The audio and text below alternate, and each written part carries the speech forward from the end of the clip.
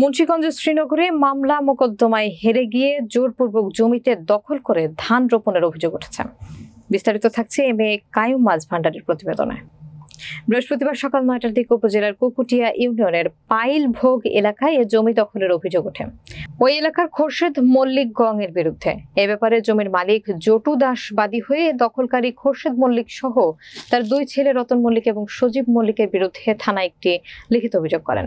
অভিযোগ সূত্রে জানা যায়, উপজেলার পাইলভোগ মৌজার RS 143 দাগের 123% জমি জটু দাস পৈতৃক ওয়ারিশ সূত্রে মালিক হয়ে দীর্ঘদিন যাবৎ ভোগ দখল করে আসেন। CH রেকর্ডে এ সম্পত্তির মালিকানা দাবি করে খোরশেদ মল্লিক গং দেওয়া নিয়ে আদালতে মামলা দায়ের করেন।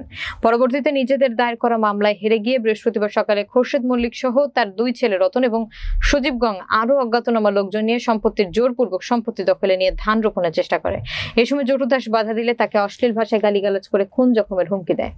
এ ব্যাপারে অভিযুক্ত সজীব মল্লিকের কাছে জানতে চাইলে তিনি বলেন, আমরা এই সম্পত্তির CH রেকর্ডে মালিক হয়ে আদালতে মামলা দিয়েছি, কিন্তু উকিলের গাফিলতিতে আমরা মামলায় হেরে যাই।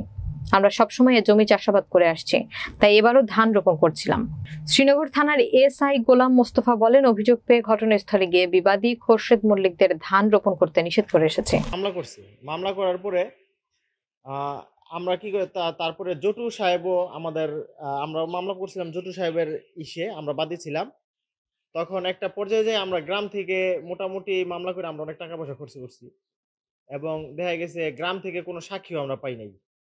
না পাওয়ার কারণে দেখা গেছে এক পর্যায়ে টাকারও সমস্যা ছিল, আমরা মামলাটা এক পর্যায়ে আমরা হারিয়ে গেছি। আমার নাম জটু দাস, আমাদের বাড়ি কুকুটিয়া।